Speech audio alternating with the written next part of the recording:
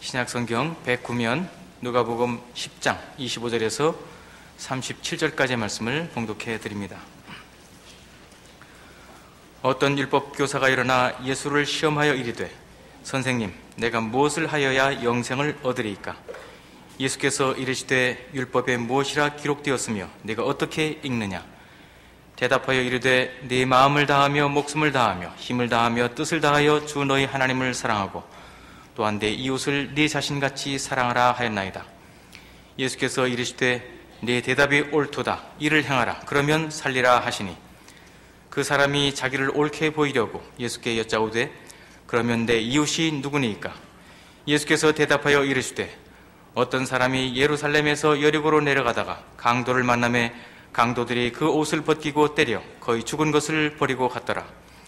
마침 한 제사장이 그 길로 내려가다가 그를 보고 피하여 지나가고 또 이와 같이 한 레위인도 그곳에 이르러 그를 보고 피하여 지나가되 어떤 사마리아 사람은 여행하는 중 거기 이르러 그를 보고 불쌍히 여겨 가까이 가서 기름과 포도주를 그 상처에 붓고 싸매고 자기 짐승에 태워 주막으로 데리고 가서 돌보아 주니라. 그 이튿날 그가 주막 주인에게 데나리온 2를 내어주며 이르되 이 사람을 돌보아 주라. 비용이 더 들면 내가 돌아올 때에 갚으리라 하였으니 네 생각에는 이 세 사람 중에 누가 강도 만난 자의 이웃이 되겠느냐? 이르되 자비를 베푼 자니이다. 예수께서 이르시되 가서 너도 이와 같이 하라 하시니라. 아멘. 오늘 본문의 내용은 여러분들 잘 아시는 선한 사마리아인 비유입니다. 이 비유가 등장하는 이 자리는 우리 앞서 함께 생각했던 70인 전도대 파송과 그 결과를 기뻐하신 예수님의 가르침의 맥락 속에 있습니다. 하나님이 우리를 이 세상으로 보내신다는 사실, 보냄을 받은 자리에 충성하고 순종하여 자리를 지키라는 그 명령과 이어져 있습니다. 오늘 내용은 자기 자리를 지킨다는 것이 무슨 뜻이며 어떻게 지키는 것이냐라고 구체적으로 설명하시는 대목입니다. 예루살렘에서 여리고로 가는 길은 당시에 빈번한 사람들의 왕래가 있었던 길입니다. 그리고 거기서 강도를 만나는 일도 당연히 생기곤 했던 유대인들에게는 익숙한 그 환경입니다. 강도 만난 사람이 거반 죽게 되었는데 제사장과 레위인이 그냥 지나갔고 사마리아인이 구해줍니다. 사마리아인은 구약 시대에 이스라엘이 남북 왕조로 갈려 있을 때 북왕조 이스라엘의 수도였습니다. 남왕조 유다는 BC 586년에 바벨론에게 망하고 유다가 70년간 포로 생활을 거친 후에 다시 그 나라가 회복이 됩니다. 북왕조 이스라엘은 BC 722년에 망했고 아수르에게 망합니다. 그때 그 지도자들과 귀족들은 다 잡혀가고 평민들만 남겨지고 타민족들을 이주시켜 이스라엘의 민족성을 말살하려고 했던 장소입니다. 나중에 아수르는 바벨론에 망하기 때문에 결과적으로 남왕조 유다가 바벨론에게 포로되었다가 그 귀족들, 지도자들이 귀환했을 때 나라를 재건하면서 다시 통일 국가가 되고 먼저 망하여 말하자면 여러 민족과 섞여 살게 된 사마리아 사람들을 회복한 이스라엘에서 자기 민족으로 받아주질 않습니다. 이방인 이상으로 유대인들에게는 경멸의 대상이었습니다. 이 비교 속에 보면 제사장과 레위인이란 이스라엘이 신정 국가이고 그 종교적 직무를 행하는 최고의 사회적 지도자가 제사장입니다. 아마 그는 이 강도 만난 자를 접촉하기를 꺼렸을 다른 이유가 있습니다. 제사장은 성스러운 제사의식을 거행하는 데 있어서 부정하면 안 됐습니다. 더러운 것을 만질 수 없었고 시체와 접촉해서는 안 됐습니다. 그래서 아마 피해갔을 수 있습니다. 레위인은 성소의 여러 일들에 봉사하는 직무를 가진 지파였습니다. 그 중요한 책임을 누군지 알지 못할 강도 만난 자를 위하여 태만히 할 수도 그 책임에서 시간을 할애할 수도 아마 없었을 것입니다. 그럼에도 불구하고 이 비유 속에서는 분명 강력하게 이 제사장과 레위인을 합친 것보다 사마리아인이 한 것이 크다라는 그 비유의 강조점을 누구나 쉽게 깨달을 수 있습니다. 바로 이 사마리아인이 한 것, 자비를 베푼 것, 그것이 자기 자리를 지키는 것이며 자기 자리를 지키는 방식이다라고 말하는 것입니다. 이 말을 이해하기 위해서 히브리서 5장에 가봅니다. 신약성경 356페이지로 기억합니다. 성경을 다 외우고 있다, 그런 뜻입니다.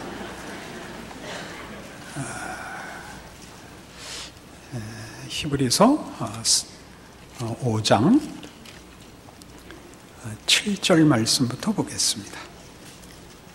그는 육체에 계실 때 자기를 죽음에서 능히 구원하실 이에게 심한 통곡과 눈물로 간구와 소원을 올렸고 그의 경건하심으로 말미암아 들으심을 얻었느니라.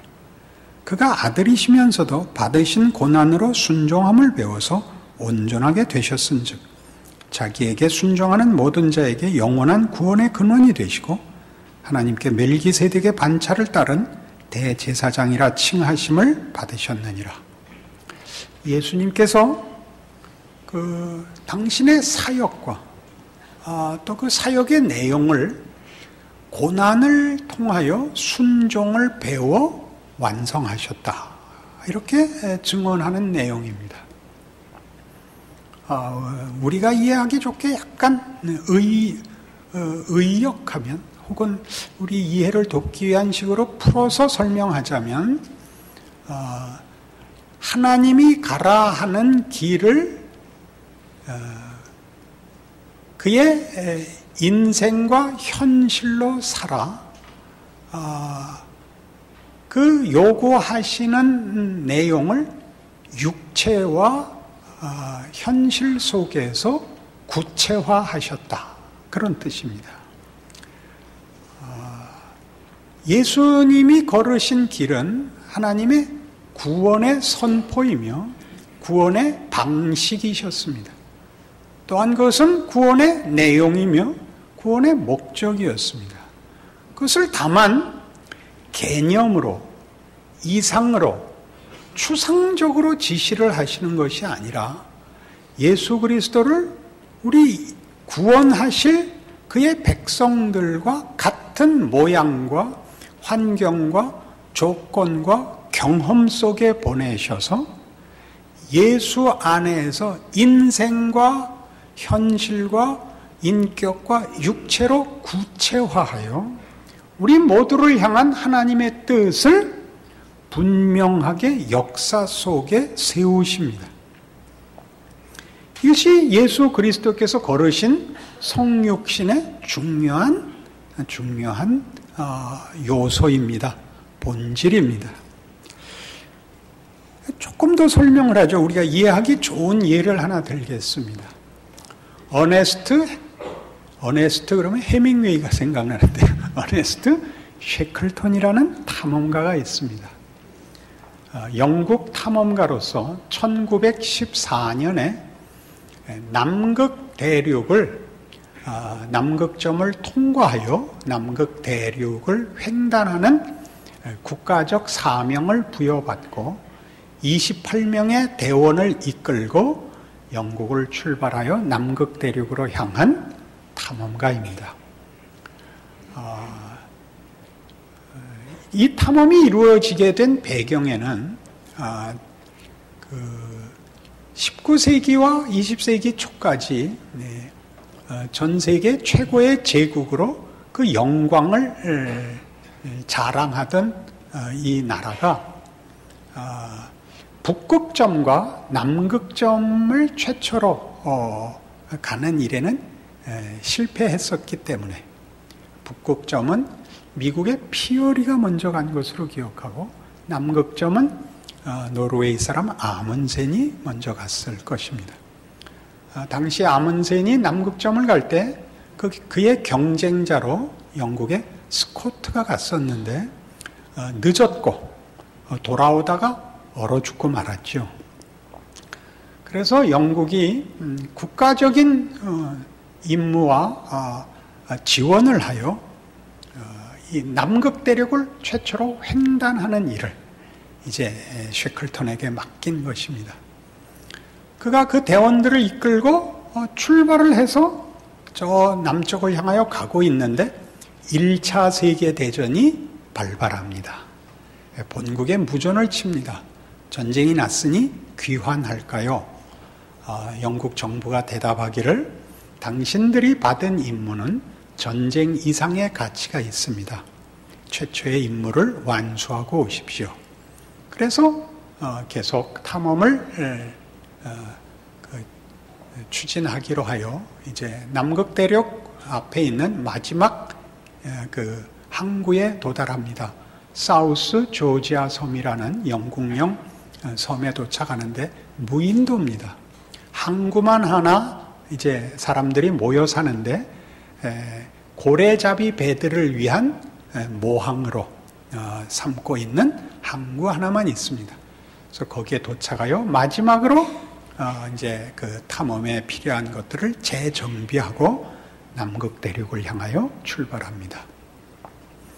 그러나 남극 대륙에 가까이 오자 그 해 따라 유난히 유빙이 많아서 떠돌아다니는 얼음 조각이 많아서 그 진로를 마음먹은 대로 잡지 못하고 유빙에 갇혀 표류하게 됩니다.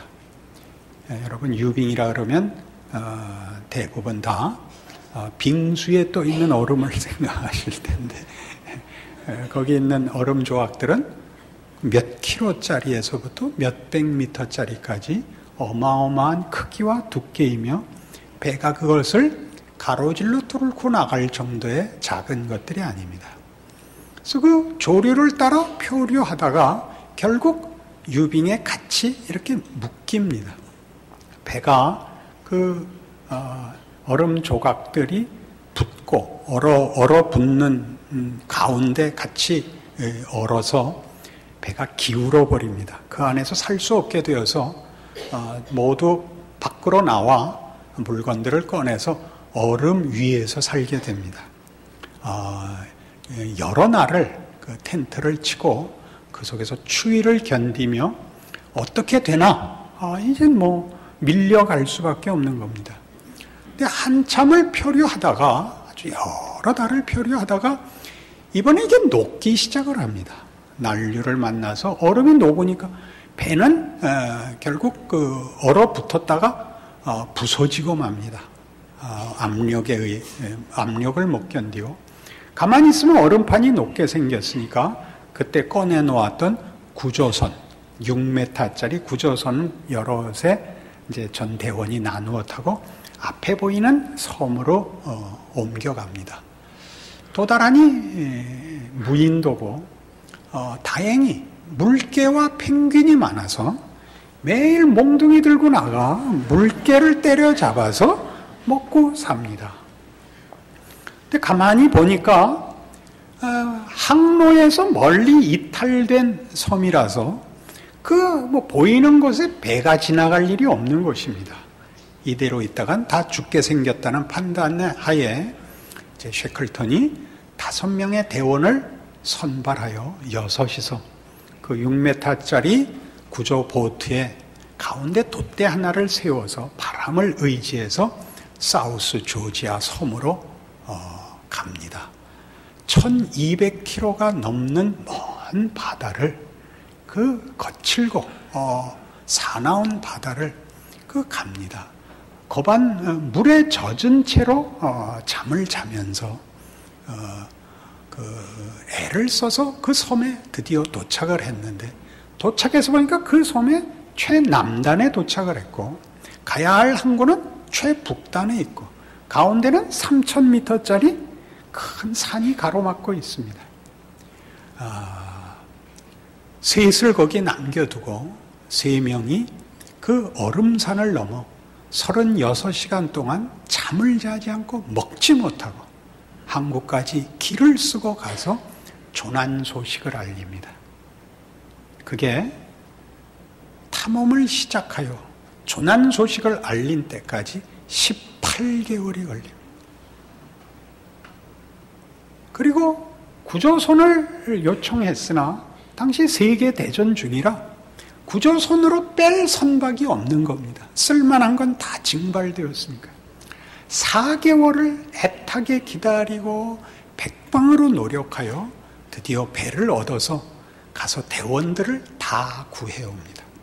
22개월이 걸렸습니다. 커다란 사명과 책임을 가지고 명예로운 일에 뛰어들었으나 남은 것은 아무것도 없습니다. 아무런 업적도, 아무런 자랑거리도 남지 않았습니다. 간신히 살아 돌아온 것입니다. 그가 얼마나 낙심했겠으며 얼마나 허탈했겠는가 생각해 보십시오. 그러나 쉐클턴은 나중에 이것을 깨닫습니다. 자기가 진정 위대한 탐험을 했다는 걸 깨닫습니다. 그가 이렇게 기록한 것을 제가 적어왔습니다. 풍성한 추억이 생겼다. 우리는 겉모습이라는 허울을 벗었다.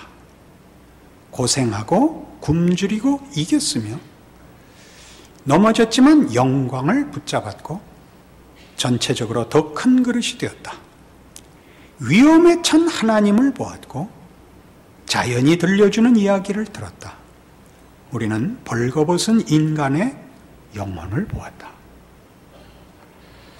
나중에 전문가들이 인류 역사상 가장 위대한 탐험가 10인을 선정하는데 거기에 쉐클턴이 4위에 오릅니다. 1위는 콜럼버스입니다. 2위, 3위는 잊었습니다. 콜럼버스가 1위에 오른 것은 그의 업적 때문이죠. 아메리카 대륙을 발견했으니까. 그러나 쉐클턴을 4위에 놓은 것은 놀랍지 않습니까? 결국 탐험이란 뭐죠? 모험이죠. 모험의 가장 중요한 요소들이 뭐죠? 두려움과 용기입니다. 끈기와 의리지요. 그가 자기 대원들을 다 구원해 내기까지 쉐클턴이 얼마나 애를 쓰고 애간장을 태웠는지 그는 얼마 안 있어 죽습니다. 그의 생애는 자랑할 것이 없었을 것입니다. 한 나라의 명예를 짊어지고 맡은 사명을 아무것도 이룬 것이 없습니다. 괜히 애만 쓰고 고생만 했지요. 그러나 그게 탐험 아닌가요? 어느 탐험에나 있는 것이 거기 있지 않나요? 거기 꿈이 있고 거기 고통이 있고 거기 절망이 있고 거기 불안이 있지 않습니까? 그리고 그것을 도전하여 맞받아 밀고 나가는 것이 탐험이죠. 그것이 바로 성경이 우리에게 말하는 자기 자리입니다. 제사장과 레위인에서 보는 것 같이 어떤 임무, 지위, 어떤 업적이 우리의 자리가 아닙니다. 우리 모든 인생이 직면하여 짐으로 가지는 그 불안, 그 외로움, 그 고통, 그 책임을 요구하는 자리가 바로 하나님이 부르신 자리입니다. 이 세상 모든 사람이 걸어가는 인생입니다. 그 속에 우리가 부름을 받고 있습니다.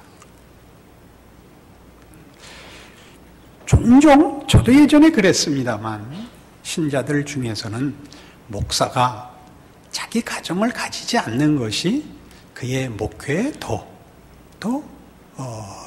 유리하지 않을까라는 질문을 해옵니다. 그렇죠? 걸리적거리는 책임 없이 오직 성역에만 집중할 수 있겠죠. 그럼 오늘 성경이 얘기하는 건 그런 식이 아니죠. 저도 가정을 가지고 사는 인생을 가지는 겁니다. 설교만 하고 목회만 하는 것이 아니라 삶을 사는 거죠. 현실의 도전 앞에 있어서 제가 고민하고 괴로워하고 고통을 이겨내지 못하면 저는 여러분들에게 사실은 진실한 증언을 할 수가 없습니다. 가정을 가지고 애를 길러보지 않은 사람이 갈 수 없는 자리를 가는 것이 인생이지요. 아파 보십시오. 아프다는 건 신기한 겁니다. 왜 아픈지 이유가 없습니다. 같이 축구하다 부딪혔는데 하나는 병실에 눕고 하나는 침 바르고 일어나고 우리는 알 수가 없습니다. 여러분들이 다른 사람을 이해하지 못하는 건 그가 왜 그렇게 되었는지는 이해할 수 없습니다. 그러나 우리 모두가 이해하는 것 하나가 있는데 여기 얘기한 것 같이 벌거벗은 인간의 영혼을 우리 모두 보고 있습니다. 현실의 도전 앞에서 우리가 얼마나 치사할 수 있는지, 얼마나 비겁할 수 있는지, 얼마나 분노함으로 우리 이웃을 저주할 수 있는지 우린 사실 다 경험하고 있습니다. 그 도전과 그 고통이 있으면 거기가 바로 하나님이 여러분을 보낸 자리입니다. 오늘 비유에서 보듯이 제사장 직분이라는 명분으로 레위인이라는 일로 이걸 도망가면 그건 자기 자리에서 도망가는 것입니다. 여러분의 형편은 다 다를 것입니다만은 공통되게 이걸 당하고 있는 거죠. 이사야 53장에 가볼까요? 이걸 당하고 있다는 이거는 성경이 뭐라고 설명을 할까요? 구약 성경 1033페이지입니다. 예수 그리스도의 성육신과 그의 오심에 대한 성경의 예언이며 그 구체적 그의 성육신의 모습입니다. 이사야 53장 1절입니다. 우리가 전한 것을 누가 믿었느냐? 여호와의 팔이 누구에게 나타났느냐? 그는 주 앞에서 자라나기를 연한 순 같고 마른 땅에서 나온 뿌리 같아서 고운 모양도 없고 풍채도 없은즉 우리가 보기에 흠모할 만한 아름다운 것이 없도다. 그는 멸시를 받아 사람들에게 버림받았으며 간고를 많이 겪었으며 질고를 아는 자라. 마치 사람들이 그에게서 얼굴을 가리우는 것 같이 멸시를 당하였고 우리도 그를 귀히 여기지 아니하였도다. 예수께서 어디로 보내심을 받았다고요? 낮은 자리, 멸시받는 자리, 감추인 자리, 보잘것없는 자리로 보냄을 받았답니다. 예수님은 우뚝 서 계시지 않습니다. 삼키워져 있습니다. 세파에 삼키워져 있는 것 같이 보내심을 받습니다. 이어보죠. 그는 실로 우리의 질고를 지고 우리의 슬픔을 당하였거늘 우리는 생각하기를 그는 징벌을 받아 하나님께 맞으며 고난을 당한다 하였노라. 그가 찔림은 우리의 허물 때문이요 그가 상함은 우리의 죄악 때문이라. 그가 징계를 받음으로 우리는 평화를 누리고 그가 채찍에 맞음으로 우리는 나음을 받았도다. 우리는 다 양 같아서 그릇 행하여 각기 제 길로 갔거늘 여호와께서는 우리 모두의 죄악을 그에게 담당시키셨도다. 그가 우리의 질고를 지고 우리의 슬픔을 당합니다. 우리 아까 히브리서 5장에서 본 것과 이어지죠. 받으신 고난으로 순종함을 배워 온전하게 되십니다. 이 슬픔과 고통의 인생의 한복판을 지나가시는 것입니다. 건너뛰지 않으십니다. 우리의 슬픔의 자리에요. 우리의 고난의 자리에 동참하십니다. 우리는 바로 그런 모습으로 세상에 보내집니다. 우리가 보냄을 받은 자리는 이 세상 사람 모두가 당하는 삶의 도전과 위협 앞에서 허덕이고 비명을 지르는 자리에 보냄을 받으며 동일한 위협과 시험 속에서 고통스러운 인생을 걷는 것으로 보냄을 받습니다. 거기서 예수님이 어떻게 그 길을 걸으셨는가가 성경이 가르쳐 주는 것이죠. 우리를 섬기셨습니다. 이 사마리아인이 강도 만난 자를 돌아보는 것 같이 말이죠. 그 인생을 대신 살아줬다는 것이 아니라 현실을 어떻게 살아야 되는가에 대하여 예수님의 생애를 다시 이 비유 속에서 우리에게 그려주십니다. 우리의 현실, 우리가 걸어야 하는 인생을 책임 있게 걷는 동안 우리는 우리 이웃을 만납니다. 우리가 겪는 고통과 외로움을 동일하게 겪고 있는 사람을 만납니다. 우리는 답이 있습니다. 이 고통과 이 위협이 우리를 넘어뜨리지 못하는 것을 알고 있습니다.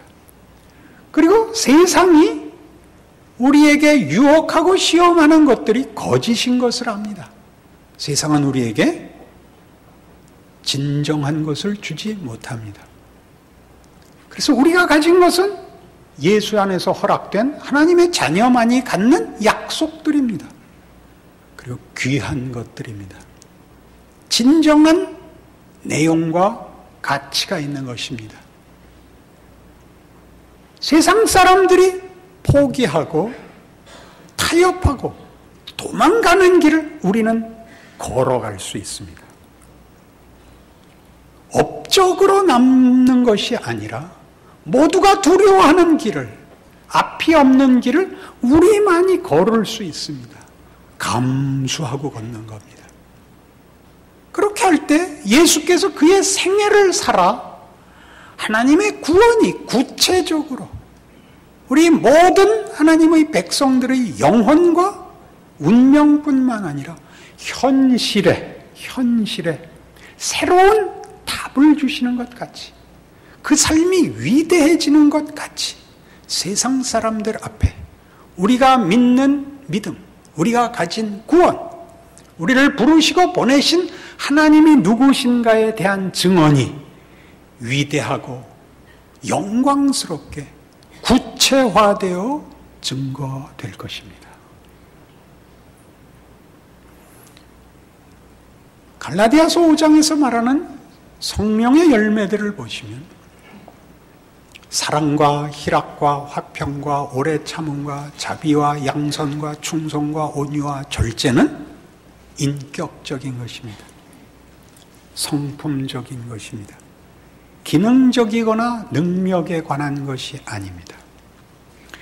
우리가 만일 우리의 이웃이 있는 곳에 보냄을 받은 자리를 지켜내지 않는다면 모든 인생이 겪는 이 무서운 현실 속에서 그 현실이 가지는 것을 도망가거나 개선시키는 것 외에 누가 그 슬픔과 고난 속에서 확인되는 인격의 영광을 알겠습니까?